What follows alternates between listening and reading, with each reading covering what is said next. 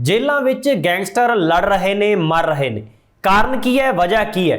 इस सवाल का भी जवाब इस रिपोर्ट में मिलेगा तुहानू ते नाल ही दसांगे कि जिहड़े दो गैंगस्टर आपसी लड़ाई दे विच मारे गए उन्हां दा पिछोकड़ की है, किन्ने अपराधक केस उन्हां दे उत्ते दर्ज ने और पुलिस क्यों सुत्ती रही। इस नाल यह भी एक मन्निया जा रहा क्योंकि गोइंदवाल साहब की सेंट्रल जेल दे विच 25 के करीब गैंगस्टर वो ने जिहड़े मूसेवाला कांड दे विच नामजद ने और सारिਆਂ ਨੂੰ हाई सिक्योरिटी के थले दस्या जा रहा सी कि रखा गया, पर वो हाई सिक्योरिटी इत्थे नज़र क्यों नहीं आई।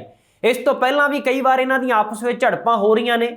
लगातार इस बारे जानकारी है जी बाहर आ चुकी सी, मीडिया रिपोर्टां का हिस्सा भी बन चुकी सी, फिर भी जेल प्रशासन है जिहड़ा वो चौकन्ना क्यों नहीं होया, पुलिस प्रशासन चौकन्नी क्यों नहीं हुई, पुलिस गूढ़ी नींद क्यों सौ गई जिस दे चलदियां ये दो कतल हो गए।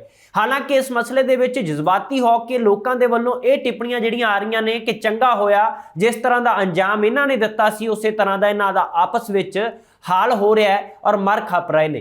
पर यह गल जज्बाती तौर के उत्ते तां कहनी सौखी है, पर तत्थां की गल करिए, फैक्ट की गल करिए तो कुछ लोग माहर ये भी कह रहे हैं कि सिद्धू मूसेवाला कांड की हाले तफ्तीश मुकम्मल नहीं हुई और ना ही सारे दे सारे गैंगस्टर मुख मुलजमां तक पहुँच की गई है, फड़े गए ने, चाहे वो विदेशों में बैठे गैंगस्टर होण गोल्डी बराड़ सने। हालांकि इस कतलों का भी जिहड़ी जिम्मेवारी है गोल्डी बराड़ ने लई है। एक पोस्ट वायरल हो रही है, उसनूं हवाला दे के दस्या जा रहा है। हुण ये पोस्ट तक भी क्यों नहीं पहुंचा जाता। एक सवाल लोगों के मनां विच हो रहा है कि जदों भी कोई पोस्ट वायरल हुंदी है तो जस्ट नाउ दी ऑप्शन हुंदी है, उस पोस्ट नूं पिया कुछ ही अजे समा भी नहीं होया हुंदा, अपलोड हुंदियां ही स्क्रीनशॉट ले लिया जाता है तो उसनूं घुमा दिता जाता है, सोशल साइटां दे उत्ते वायरल कर दिता जाता है। इस दी वजह की है कि हाले तक जिहड़ा साडा साइबर सैल है उन्हां पोस्टां की पहुँच तक तय तक पहुँच पाउंदा है। हाले तक साइबर सैल ने पंजाब दे विच किसी भी तरह का ना तो प्रैस नोट कदे जारी किया है ते ना ही कदे कोई होर जानकारी साझी की है कि पोस्टां पैंदियां कित्थों ने, मोबाइल इंडिया विच हुंदा है जां विदेश तो पोस्ट पाई जाती है, इस बारे कोई हुण तक जानकारी नहीं मिलती। कि साडा प्रशासन साडी मशीनरी इन्नी नकम्मी है कि मुढ़ तक पहुँच नहीं सकती, जिस करके लगातार घटनावां तां वापर जांदियां ने पर इसका जवाब ठोस कोई नहीं मिलता।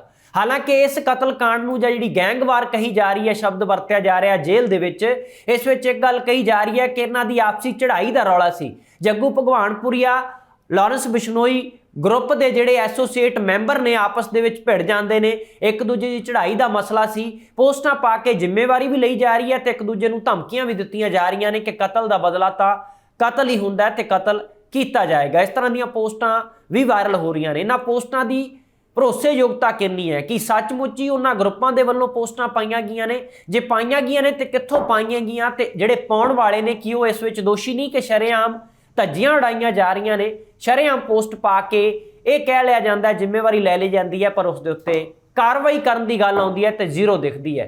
इस दे बारे जवाब कौन देगा। हालांकि जदों जेल मंत्री हरजोत सिंह बैंस सन उन्हां तो बाद महकमा ले लिया गया सी, खुद मुख मंत्री भगवंत मान हुण जिम्मेवार इस महकमे दे इस करके ने क्योंकि सीधे तौर के उत्ते वो भी रिपोर्ट कर चुके हैं, जेलों का उचेचे तौर के उत्ते जायजा लै चुके हैं। हुण गल आउंदी है कि जेल सुपरडेंट इकबाल सिंह बराड़ कित्थे सन।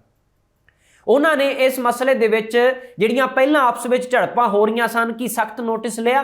इत्थों तक भी गल आई कि एक पुलिस मुलाजम भी जख्मी हो गया सी पहलां जदों आपस दे विच ये गैंगस्टर भिड़दे ने किसी लड़ाई नूं लैके। हुण भावें दस्सिया जा रहा कि मामूली जी गल सी जिथों ये विवाद वधदा गया, जिस दे करके अंजाम यह होया कि दो गैंगस्टर मारे भी गए, कुੱਟਮਾर हुई। हुण इत्थे ये भी गल आउंदी है कि जिहड़े जेल सुपरडेंट की या जेल प्रशासन की जिम्मेवारी की सी, जिहड़ियां राड़ां की वरतों की गई या एक दूजे के उत्ते वार किए गए जिन्हां हथियारां के जरिए वो कित्थों आए, किवें आए, एंटर किवें होए।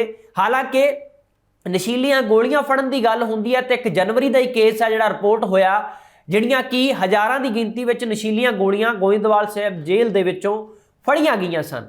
जेकर गोलियां अंदर गईयां वो भी एक सवालिया निशान है पर फड़ लिया गईयां, पर जदों ये वार करन दे लई एक दूजे नाल भिड़न दे लई एक दूजे नूं मारन दे लई इन्हां हथियारां दी एंट्री कित्थों हुई है, किस दी मिली भुगत नाल हुई है, इसकी जवाबदेही कौन तय करेगा। कि एक सिट या कमीशन बना के जांच है जिहड़ी अक्सर कहा जाता है कि जदों सिट बनती है तो इसका मतलब हुंदा है कि सिट जाना, बैठ जाना, किसी भी मसले नूं ठंडे बस्ते विच पा देना। ਇਹ ਸਵਾਲ ਨੇ, ਲੋਕ ਵੀ ਚਾਹੁੰਦੇ ਨੇ ਇਹਨਾਂ ਸਵਾਲਾਂ ਦੇ ਜਵਾਬ ਸਾਡੇ ਤੱਕ ਪਹੁੰਚਣ, ਪਰ ਹੁਣ ਕੁਝ ਹੋਰ ਗੱਲਾਂ ਨੇ ਜਿਹੜੀਆਂ ਇਹਨਾਂ ਗੈਂਗਸਟਰਾਂ ਬਾਰੇ ਵੀ ਨੇ ਔਰ ਜੋ ਘਟਨਾਕ੍ਰਮ ਵਾਪਰਿਆ ਉਸ ਬਾਰੇ ਹੁਣ ਤੱਕ ਤਰਨਤਾਰਨ ਦੇ ਐਸਐਸਪੀ ਗੁਰਮੀਤ ਸਿੰਘ ਚੌਹਾਨ ਨੇ ਵੀ ਜੋ ਜਾਣਕਾਰੀ ਸਾਂਝੀ ਕੀਤੀ ਹੈ ਉਹ ਵੀ ਤੁਹਾਡੇ ਨਾਲ ਜਾਣਕਾਰੀ ਸਾਂਝੀ ਕਰਾਂਗੇ। ਪਰ ਸਭ ਤੋਂ ਵੱਡਾ ਸਵਾਲ ਇਹ ਹੈ ਕਿ ਅਜਿਹੀਆਂ ਘਟਨਾਵਾਂ ਲਗਾਤਾਰ ਵਾਪਰ ਰਹੀਆਂ ਨੇ ਔਰ ਹਾਈ ਪ੍ਰੋਫਾਈਲ ਕਤਲ ਮਾਮਲਾ ਜਿਹੜਾ ਸਿੱਧੂ ਮੂਸੇਵਾਲਾ ਦਾ, ਬੀਤੇ ਦਿਨ ਹੀ ਹਾਲੇ ਸਿੱਧੂ ਮੂਸੇਵਾਲੇ ਦੇ ਪਿਤਾ ਬਲਕੌਰ ਸਿੰਘ ਸਿੱਧੂ ਦੀ ਸਪੀਚ ਭਾਸ਼ਣ ਆਪਣੇ ਘਰ ਦੇ ਵਿੱਚ ਖਤਮ ਹੀ ਨਹੀਂ ਹੋਇਆ ਸੀ ਕਿ ਇਸ ਤਰ੍ਹਾਂ ਦੀ ਵਾਰਦਾਤ ਦੀਆਂ ਖਬਰਾਂ ਫੈਲਣ ਲੱਗੀਆਂ ਕਿ ਉੱਥੇ ਅਜਿਹੀ ਵਾਰਦਾਤ ਹੋਈ ਹੈ ਜਿਸ ਵਿੱਚ 2 ਉਹ ਗੈਂਗਸਟਰ ਮਾਰੇ ਗਏ ਨੇ ਜਿਹੜੇ ਮੁੱਖ ਮੁਲਜ਼ਮ ਵਜੋਂ ਜਿਹੜੇ ਨਾਮਜ਼ਦ ਕੀਤੇ ਗਏ ਸੀ ਮੂਸੇਵਾਲੇ ਕਾਂਡ ਦੇ ਵਿੱਚ। ਹੁਣ ਮੂਸੇਵਾਲਾ ਕਾਂਡ ਦੇ ਵਿੱਚ ਤਹਿ ਤੱਕ ਜਾਣ ਦੇ ਲਈ ਜੇਕਰ ਇਹ ਕਤਲ ਹੋ ਜਾਂਦੇ ਨੇ ਤੇ ਇਸ ਨਾਲ ਕੀ ਜਾਂਚ ਪ੍ਰਭਾਵਿਤ ਹੋਵੇਗੀ। ਵਿਰੋਧੀ ਵੀ ਸਵਾਲ ਚੁੱਕ ਰਹੇ ਨੇ ਕਿ ਜੇਕਰ ਇਹ ਆਪਸੀ ਲੜਾਈ ਸੀ ਤਾਂ ਫਿਰ ਜੇਲ੍ਹ ਪ੍ਰਸ਼ਾਸਨ ਕਿੱਥੇ ਸੀ, ਜੇ ਫਿਰ ਇਹ ਵੱਡੀ ਸਾਜ਼ਿਸ਼ ਸੀ ਤਾਂ ਫਿਰ ਇਹ ਸਾਜ਼ਿਸ਼ ਦੀ ਜਾਂਚ ਕਿਉਂ ਨਹੀਂ ਹੋਣੀ ਚਾਹੀਦੀ। ਇਸ ਬਾਰੇ ਮੁੱਖ ਮੰਤਰੀ ਭਗਵੰਤ ਮਾਨ ਨੇ ਹਾਲੇ ਤੱਕ ਕੋਈ ਵੀ ਸਟੇਟਮੈਂਟ ਨਹੀਂ ਦਿੱਤੀ, ਪਰ ਵੱਖ-ਵੱਖ ਪ੍ਰਤੀਕਿਰਿਆਵਾਂ ਜਦੋਂ ਆਉਂਦੀਆਂ ਨੇ ਤੇ ਸੱਤਾ ਧਿਰ ਦਾ ਤਾਂ ਰਟਿਆ ਰਟਾਇਆ ਘੜਿਆ ਘੜਾਇਆ ਇੱਕੋ ਬਿਆਨ ਹੁੰਦਾ ਹੈ ਕਿ ਇਸ ਮਸਲੇ ਦੀ ਅਸੀਂ ਤਹਿ ਤੱਕ ਜਾਵਾਂਗੇ, ਜਾਂਚ ਕਰਾਵਾਂਗੇ, ਕਿਉਂ ਹੋਇਆ, ਕਿਵੇਂ ਹੋਇਆ, ਇਹ ਸਾਰੇ ਸਵਾਲਾਂ ਦੇ ਜਵਾਬ ਦਿੱਤੇ ਜਾਣਗੇ। ਬਾਅਦ ਵਿੱਚ ਨਾ ਤਾਂ ਪੁੱਛਣ ਵਾਲਾ ਕੋਈ ਹੁੰਦਾ ਹੈ ਤੇ ਨਾ ਹੀ ਕੋਈ ਦੱਸਣ ਵਾਲਾ ਅੱਗੇ ਆਉਂਦਾ ਹੈ ਕਿ ਕਿਵੇਂ ਹੋਇਆ, ਕਿਵੇਂ ਹੋਇਆ। ਇਹ ਸਾਰੀਆਂ ਗੱਲਾਂ ਸਵਾਲਾਂ ਦੇ ਵਿੱਚ ਰਹਿ ਜਾਂਦੀਆਂ ਨੇ, ਭੇਤ ਹੀ ਬਣਿਆ ਰਹਿ ਜਾਂਦਾ। ਜਿੱਥੇ ਤੱਕ ਰਹੀ ਗੱਲ ਕਿ ਗੈਂਗਸਟਰ ਜ਼ਿੰਮੇਵਾਰੀ ਲੈ ਰਹੇ ਨੇ ਉਸ ਦੇ ਵਿੱਚ ਕਿੰਨੀ ਭਰੋਸੇਯੋਗਤਾ ਹੈ ਕਿ ਵਾਕਿਆ ਹੀ ਇਹ ਗੱਲ ਸੱਚ ਹੈ, ਜੇ ਸੱਚ ਹੈ ਤਾਂ ਫਿਰ ਕਾਰਵਾਈ ਕਿਉਂ ਨਹੀਂ। ਹੁਣ ਗੱਲ ਕਰਦੇ ਹਾਂ ਮਨਦੀਪ ਸਿੰਘ ਤੂਫਾਨ ਜਿਹੜਾ ਸਬੰਧ ਬਟਾਲਾ ਦੇ ਨਾਲ ਹੈ ਤੇ ਇੱਕ ਮਨਮੋਹਨ ਸਿੰਘ ਮੋਹਣਾ ਜਿਹੜਾ ਬੁਢਲਾਡਾ ਦੇ ਨਾਲ ਸੰਬੰਧ ਰੱਖਣ ਵਾਲਾ ਹੈ, ਮਾਨਸਾ ਦੇ ਨਾਲ ਸੰਬੰਧ ਰੱਖਣ ਵਾਲਾ ਹੈ। ਇਹ ਕਿਹਾ ਜਾਂਦਾ ਹੈ ਕਿ ਇਸ ਨੇ ਹੀ ਮਾਨਸਾ ਦੇ ਰਸਤਿਆਂ ਦੀ ਰਾਹਾਂ ਦੀ ਜਾਣਕਾਰੀ ਉਹਨਾਂ ਸ਼ੂਟਰਾਂ ਨੂੰ ਦਿੱਤੀ ਸੀ ਕਿ ਕਿੱਥੋਂ ਜਾਣਾ ਹੈ, ਬਚ ਕੇ ਕਿੱਥੋਂ ਲੰਘਣਾ ਹੈ। ਇਹ ਸਾਰੀਆਂ ਗੱਲਾਂ ਮਨਦੀਪ ਸਿੰਘ ਤੂਫਾਨ ਦੇ ਉੱਤੇ 20 ਕ੍ਰਿਮੀਨਲ ਕੇਸ ਦਰਜ ਨੇ ਲਗਭਗ, ਇਸ ਬਾਰੇ ਵੀ ਜਾਣਕਾਰੀ ਜਿਹੜੀ ਮਿਲਦੀ ਹੈ। ਹੁਣ ਤੱਕ ਜਿਹੜੀ ਜਾਣਕਾਰੀ ਸਾਡੇ ਤੱਕ ਪਹੁੰਚੀ ਉਸ ਦੇ ਵਿੱਚ ਮਨਮੋਹਨ ਸਿੰਘ ਮੋਹਣਾ ਜਿਹੜਾ ਉਹ ਵੀ 8 ਤੋਂ 10 ਅਪਰਾਧਿਕ ਕੇਸਾਂ ਦੇ ਵਿੱਚ ਉਸ ਦਾ ਵੀ ਨਾਮ ਆ ਜਿਹੜਾ ਦਰਜ ਹੈ। ਹੁਣ ਗੱਲ ਆਉਂਦੀ ਹੈ ਕਿ ਐਸਐਸਪੀ ਗੁਰਮੀਤ ਸਿੰਘ ਚੌਹਾਨ ਨੇ ਜਿਹੜੀ ਜਾਣਕਾਰੀ ਸਾਂਝੀ ਕੀਤੀ ਹੈ ਕਿ ਤਕਰੀਬਨ ਦੁਪਹਿਰ ਦਾ 3 ਵਜੇ ਦਾ ਸਮਾਂ ਸੀ, ਅੱਧੇ ਘੰਟੇ ਤੋਂ ਲੈ ਕੇ ਯਾਨੀ ਕਿ 45 ਮਿੰਟ ਤੱਕ, ਘੰਟੇ ਦੇ ਕਰੀਬ ਤੱਕ ਦਾ ਸਮਾਂ ਕਹਿ ਸਕਦੇ ਅਸੀਂ ਮੋਟੇ ਤੌਰ ਦੇ ਉੱਤੇ, ਜਦੋਂ ਅਣਬਣ ਸ਼ੁਰੂ ਹੁੰਦੀ ਹੈ ਉਸ ਤੋਂ ਬਾਅਦ ਆਪਸ ਵਿੱਚ ਭਿੜ ਜਾਂਦੇ ਨੇ ਗੈਂਗਸਟਰ ਔਰ ਜਦੋਂ ਇਹ ਭਿੜਦੇ ਨੇ ਤਾਂ ਇੰਨੀ ਤਰ੍ਹਾਂ ਬੁਰੀ ਤਰ੍ਹਾਂ ਜ਼ਖਮੀ ਹੋ ਜਾਂਦੇ ਨੇ, 4:50 ਤੇ ਸਿਵਲ ਹਸਪਤਾਲ ਪਹੁੰਚਦੇ ਨੇ। ਪਰ ਉੱਥੇ ਡਾਕਟਰ ਜਗਜੀਤ ਸਿੰਘ ਜਿਹੜੇ ਐਸਐਮਓ ਨੇ ਉਹਨਾਂ ਦਾ ਕਹਿਣਾ ਹੈ ਕਿ 2 ਗੈਂਗਸਟਰ ਜਿਹੜੇ ਮਾਰੇ ਗਏ ਨੇ ਉਹਨਾਂ ਦੀ ਹਸਪਤਾਲ ਪਹੁੰਚਣ ਤੋਂ ਪਹਿਲਾਂ ਹੀ ਮੌਤ ਹੋ ਚੁੱਕੀ ਸੀ। ਹਾਲਾਂਕਿ ਜਿਹੜਾ ਇੱਕ ਮਨਪ੍ਰੀਤ ਗੈਂਗਸਟਰ ਜ਼ਖਮੀ ਹੋਇਆ ਉਸ ਨੂੰ ਦੱਸਿਆ ਜਾ ਰਿਹਾ ਹੁਣ ਕਿ ਛੁੱਟੀ ਦੇ ਦਿੱਤੀ ਗਈ ਤੇ ਵਾਪਸ ਜੇਲ੍ਹ ਵਿੱਚ ਭੇਜ ਦਿੱਤਾ ਗਿਆ। ਤੇ ਇੱਕ ਕੇਸ਼ਵ ਬਠਿੰਡਾ ਨਾਮ ਦਾ ਗੈਂਗਸਟਰ ਹੈ ਉਹ ਵੀ ਬੁਰੀ ਤਰ੍ਹਾਂ ਜ਼ਖਮੀ ਹੋਇਆ, ਕਈਆਂ ਨੂੰ ਹੋਰਨਾਂ ਹਸਪਤਾਲਾਂ ਦੇ ਵਿੱਚ ਰੈਫਰ ਕਰ ਦਿੱਤਾ ਗਿਆ। ਜਾਣਕਾਰੀ ਇੱਥੋਂ ਤੱਕ ਮਿਲਦੀ ਹੈ ਕਿ ਪੀਜੀਆਈ ਤੱਕ ਰੈਫਰ ਕੀਤੇ ਦੱਸੇ ਜਾ ਰਹੇ ਨੇ। ਹੁਣ ਗੱਲ ਆਉਂਦੀ ਹੈ ਕਿ ਇਸ ਮਸਲੇ ਦੇ ਵਿੱਚ ਜਿਹੜਾ ਗੈਂਗਸਟਰ ਮਨਪ੍ਰੀਤ ਭਾਊ ਹੈ ਜਿਸ ਦਾ ਸੰਬੰਧ ਫਰੀਦਕੋਟ ਨਾਲ ਹੈ, ਸਚਿਨ ਬਸ਼ਨੋਈ ਹੈ, ਅਰਸ਼ਦ ਖਾਨ ਹੈ ਜਿਸ ਦਾ ਸੰਬੰਧ ਰਾਜਸਥਾਨ ਦੇ ਨਾਲ ਹੈ, ਇਹ ਸਾਰੇ ਵੀ ਗੈਂਗਸਟਰ ਉਸ ਮਸਲੇ ਦੇ ਵਿੱਚ ਭਿੜਦੇ ਨੇ। ਔਰ ਐਸਐਸਪੀ ਗੁਰਮੀਤ ਸਿੰਘ ਚੌਹਾਨ ਨੇ ਵੀ ਦੱਸਿਆ ਕਿ ਤਕਰੀਬਨ ਇਸ ਕੇਸ ਦੇ ਵਿੱਚ 25 ਗੈਂਗਸਟਰ ਉਹ ਨੇ ਜਿਹੜੇ ਇਸ ਗੋਇੰਦਵਾਲ ਸਾਹਿਬ ਜੇਲ੍ਹ ਦੇ ਵਿੱਚ ਡੱਕੇ ਹੋਏ ਨੇ, ਜਿਹੜੇ ਸਿੱਧੂ ਮੂਸੇਵਾਲਾ ਕਾਂਡ ਦੇ ਵਿੱਚ ਨਾਮਜ਼ਦ ਕੀਤੇ ਗਏ ਨੇ। ਹੁਣ ਗੱਲ ਆਉਂਦੀ ਹੈ ਕਿ ਇਸ ਮਸਲੇ ਦੇ ਵਿੱਚ ਇਕਬਾਲ ਸਿੰਘ ਬਰਾੜ ਜਿਹੜੇ ਜੇਲ੍ਹ ਸੁਪਰਡੈਂਟ ਨੇ ਉਹਨਾਂ ਨੇ ਖੁੱਲ੍ਹ ਕੇ ਜਾਣਕਾਰੀ ਕਿਉਂ ਨਹੀਂ ਦੱਸੀ, ਕਿਉਂ ਨਹੀਂ ਦੱਸਿਆ ਸਾਰਾ ਵਾਰਤਾਲਾਪ ਕਿ ਆਖਰਕਾਰ ਕਿਵੇਂ ਘਟਨਾ ਵਾਪਰੀ, ਅਸੀਂ ਕਿਉਂ ਨਹੀਂ ਕੰਟਰੋਲ ਕਰ ਸਕੇ। ਕੰਟਰੋਲ ਨਾ ਕਰਨ ਦਾ ਕੀ ਜੇਲ੍ਹ ਪ੍ਰਸ਼ਾਸਨ ਕੋਲ ਸਾਜ਼ੋ ਸਮਾਨ ਘੱਟ ਹੈ? ਜੇਕਰ ਸਾਜ਼ੋ ਸਮਾਨ ਪੂਰਾ ਹੈ, ਮਸ਼ੀਨਰੀ ਪੂਰੀ ਹੈ ਤਾਂ ਫਿਰ ਮੁਲਾਜ਼ਮ ਕਿੱਥੇ ਸੀ? ਕੀ ਮੁਲਾਜ਼ਮ ਸੌਂ ਰਹੇ ਸੀ ਜਾਂ ਮੁਲਾਜ਼ਮ ਆਫ ਡਿਊਟੀ ਸੀ? ਜੇ ਔਨ ਡਿਊਟੀ ਸੀ ਤੇ ਇਹ ਰੋਕਿਆ ਕਿਉਂ ਨਹੀਂ ਜਾ ਸਕਿਆ ਸਮੇਂ ਸਿਰ?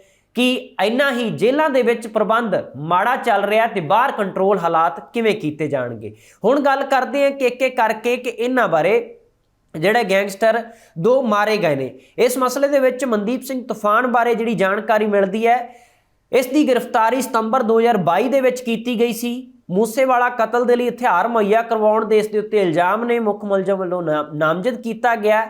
ਬਟਾਲਾ ਦਾ ਇਹ ਰਹਿਣ ਵਾਲਾ ਹੈ ਮਨਦੀਪ ਸਿੰਘ ਉਰਫ ਤੂਫਾਨ ਔਰ ਪੁਲਿਸ ਮੁਤਾਬਕ ਤੂਫਾਨ ਨੇ ਗੈਂਗਸਟਰ ਕਪਿਲ ਪੰਡਤ ਤੇ ਸਚਿਨ ਥਾਪਰ ਨਾਲ ਮੂਸੇਵਾਲਾ ਪਿੰਡ ਵਿੱਚ 2 ਜਾਂ 3 ਵਾਰ ਜਾ ਕੇ ਫਰਵਰੀ 2022 ਦੇ ਵਿੱਚ, ਉਦੋਂ ਚੋਣਾਂ ਦਾ ਸਮਾਂ ਚੱਲ ਰਿਹਾ ਸੀ, ਰੇਕੀ ਕੀਤੀ ਸੀ ਤੇ ਪੁਲਿਸ ਵਰਦੀ ਦਾ ਪ੍ਰਬੰਧ ਕੀਤਾ ਸੀ। ਪੁਲਿਸ ਵਰਦੀ ਪਹਿਨ ਕੇ ਹੀ ਨਿਸ਼ਾਨਾ ਬਣਾਇਆ ਜਾਣਾ ਸੀ ਕਿਉਂਕਿ ਸੁਰੱਖਿਆ ਮਿਲੀ ਹੋਈ ਸੀ ਸਿੱਧੂ ਮੂਸੇਵਾਲਾ ਨੂੰ। ਸੁਰੱਖਿਆ ਲੀਕ ਹੋਣ ਦੇ ਵੀ ਕਾਗਜ਼ ਜਿਨ੍ਹਾਂ ਨੇ ਲੀਕ ਕੀਤੇ ਉਹਨਾਂ ਤੇ ਵੀ ਹਾਲੇ ਤੱਕ ਕਾਰਵਾਈ ਕੋਈ ਨਜ਼ਰ ਨਹੀਂ ਆਉਂਦੀ। ਇਸ ਬਾਰੇ ਵੀ ਸਿੱਧੂ ਮੂਸੇਵਾਲੇ ਦੇ ਮਾਪੇ ਜਿਹੜੇ ਪੀੜਤ ਪਰਿਵਾਰ ਹੈ ਲਗਾਤਾਰ ਕੁਰਲਾ ਰਹੇ ਨੇ ਕਿ ਉਹਨਾਂ ਤੇ ਕਾਰਵਾਈ ਕਿਉਂ ਨਹੀਂ, ਉਹਨਾਂ ਨੂੰ ਵੱਡੇ ਵੱਡੇ ਅਹੁਦਿਆਂ ਨਾਲ ਕਿਉਂ ਨਵਾਜਿਆ ਜਾ ਰਿਹਾ।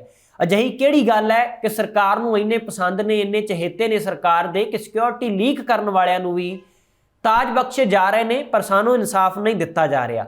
ਉਸਨੇ ਵਾਰ-ਵਾਰ ਕੋਸ਼ਿਸ਼ ਕੀਤੀ ਔਰ ਅਸਫਲ ਰਿਹਾ। ਔਰ ਇਸ ਬਾਰੇ ਮਨਦੀਪ ਸਿੰਘ ਤੂਫਾਨ ਬਾਰੇ ਜਿਹੜੀ ਜਾਣਕਾਰੀ ਪੁਲਿਸ ਨੇ ਮੁਹੱਈਆ ਕਰਵਾਈ ਹੈ। ਜੇਕਰ ਗੱਲ ਕਰੀਏ ਮਨਮੋਹਨ ਸਿੰਘ ਮੋਹਣਾ ਦੀ, ਤਾਂ ਮਨਮੋਹਨ ਸਿੰਘ ਮੋਹਣਾ ਜ਼ਿਲ੍ਹਾ ਮਾਨਸਾ ਦੇ ਨਾਲ ਸੰਬੰਧ ਰੱਖਣ ਵਾਲਾ, ਬੁਢਲਾਡੇ ਦੇ ਰਹਿਣ ਵਾਲਾ ਹੈ। 8 ਤੋਂ 10 ਅਪਰਾਧਿਕ ਕੇਸਾਂ ਦਾ ਸਾਹਮਣਾ ਕਰ ਰਿਹਾ ਹੈ ਤੇ ਜਿਹੜਾ ਮੋਹਣਾ ਹੈ ਉਹ ਗਾਇਕ ਸਿੱਧੂ ਮੂਸੇਵਾਲੇ ਦੀ ਰੇਕੀ ਕਰਨ ਦੇ ਵਿੱਚ ਉਸ ਦਾ ਨਾਮ ਸ਼ਾਮਲ ਆਉਂਦਾ ਹੈ। ਇਲਜ਼ਾਮ ਲੱਗਦੇ ਨੇ ਵਿਧਾਨ ਸਭਾ ਚੋਣਾਂ ਸੀ ਜਦੋਂ ਪੰਜਾਬ ਦੀਆਂ ਫਰਵਰੀ ਦੇ ਵਿੱਚ ਚੋਣਾਂ ਹੋਈਆਂ, ਸਭ ਜਾਣਦੇ ਨੇ, ਤਕਰੀਬਨ 1 ਸਾਲ ਬੀਤ ਚੁੱਕਾ ਹੈ। ਤਾਂ ਉਸ ਸਮੇਂ ਵੋਟਾਂ ਦੇ ਸਮੇਂ ਸਿੱਧੂ ਦੇ ਨਾਲ ਕਾਫੀ ਵਾਰ ਉਹ ਘੁੰਮਦਾ ਦੇਖਿਆ ਗਿਆ।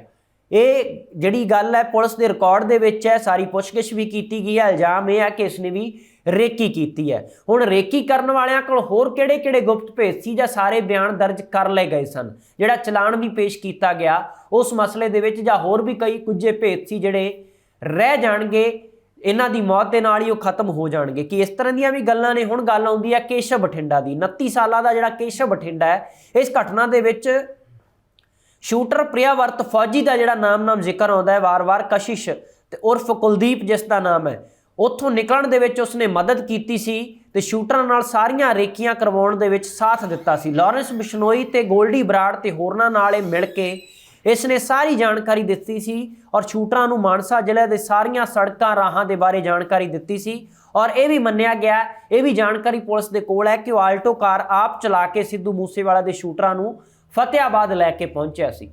ਹੁਣ ਇਹ ਸਾਰੀਆਂ ਗੱਲਾਂ ਨੇ, ਉਹ ਸਾਰੇ ਗੈਂਗਸਟਰ ਨੇ ਜਿਹੜੇ ਆਪਸ 'ਚ ਭਿੜਦੇ ਨਜ਼ਰ ਆ ਰਹੇ ਨੇ, ਪਰ ਇਹਨਾਂ ਦੀ ਲੜਾਈ ਭਾਵੇਂ ਆਪਸੀ ਚੜ੍ਹਾਈ ਦੀ ਹੋਵੇ ਕਿ ਸਾਡਾ ਨਾਮ ਛੋਟਾ ਕਿਉਂ ਰਵੇ, ਸਾਡਾ ਕੱਦ ਵੱਡਾ ਹੋਣਾ ਚਾਹੀਦਾ ਹੈ, ਬੇਸ਼ੱਕ ਇਹ ਮੰਨ ਲਿਆ ਜਾਵੇ। ਫਿਲਹਾਲ ਦੀ ਘੜੀ ਜਾਂਚ ਤੋਂ ਬਿਨਾਂ ਹੀ ਜਿਹੜੇ ਕਿਆਸ ਰਾਈਆਂ ਲਗਾਈਆਂ ਜਾ ਰਹੀਆਂ ਨੇ, ਅੰਦਾਜ਼ੇ ਲਗਾਏ ਜਾ ਰਹੇ ਨੇ ਕਿ ਇਹਨਾਂ ਦੀ ਆਪਸੀ ਚੜ੍ਹਾਈ ਦੀ ਲੜਾਈ ਸੀ। ਲਾਰੈਂਸ ਗੈਂਗ ਤੇ ਜੱਗੂ ਭਗਵਾਨਪੁਰੀਆ ਜਾਂ ਗੋਲਡੀ ਬਰਾੜ ਦੇ ਆਪਸੀ ਤਕਰਾਰ ਅਜਿਹੇ ਹੋ ਗਏ ਨੇ ਜਾਂ ਉਹਨਾਂ ਦੇ ਸਾਥੀਆਂ ਦੇ ਕਿ ਹੁਣ ਵਿੱਥਾਂ ਇਹਨਾਂ 'ਚ ਵਧਣ ਲੱਗੀਆਂ ਨੇ ਤੇ ਇੱਥੋਂ ਤੱਕ ਵੱਧ ਗਈਆਂ ਕਿ ਕਤਲ ਇੱਕ ਦੂਜੇ ਦੇ ਕਰਨ ਲੱਗੇ ਨੇ, ਜਿਹੜੇ ਇੱਕ ਕਤਲ ਕਾਂਡ ਨੂੰ ਅੰਜਾਮ ਦੇਣ ਲੱਗਿਆਂ ਇਕੱਠੇ ਹੋ ਗਏ ਸਨ। ਹੁਣ ਦੇਖਦੇ ਹਾਂ ਇਸ ਮਸਲੇ 'ਚ ਕੀ ਨਿਕਲਦਾ, ਪਰ ਇੱਕ ਅੰਦਾਜ਼ਾ ਮੋਟੇ ਤੌਰ ਤੇ ਲਾਇਆ ਜਾ ਰਿਹਾ ਕਿ ਲੜਾਈ ਬੇਸ਼ੱਕ ਇਹਨਾਂ ਦੀ ਆਪਣੀ ਹੋਵੇ, ਆਪਸੀ ਚੜ੍ਹਾਈ ਦੀ ਹੋਵੇ, ਪਰ ਪੁਲਿਸ ਪ੍ਰਸ਼ਾਸਨ ਤੇ ਸਰਕਾਰ ਦੀ ਜ਼ਿੰਮੇਵਾਰੀ ਕਿੱਥੇ ਹੈ? ਇਹ ਸਾਰੀ ਜਨਤਾ ਸਵਾਲ ਪੁੱਛ ਰਹੀ ਹੈ। ਇਹਨਾਂ ਸਵਾਲਾਂ ਦੇ ਜਵਾਬ ਸਰਕਾਰ ਤੇ ਪ੍ਰਸ਼ਾਸਨ ਕਦੋਂ ਦਿੰਦਾ, ਠੋਸ ਰੂਪ ਵਿੱਚ ਲੋਕਾਂ ਦੀ ਤਸੱਲੀ ਕਦੋਂ ਕਰਾਉਂਦਾ, ਇਹ ਆਉਣ ਵਾਲੇ ਸਮੇਂ 'ਚ ਪਤਾ ਲੱਗੇਗਾ। ਫਿਲਹਾਲ ਇਸ ਰਿਪੋਰਟ ਵਿੱਚ ਇੰਨਾ ਹੀ। ਮੈਨੂੰ ਦੁਆ ਗਿਆ, ਧੰਨਵਾਦ।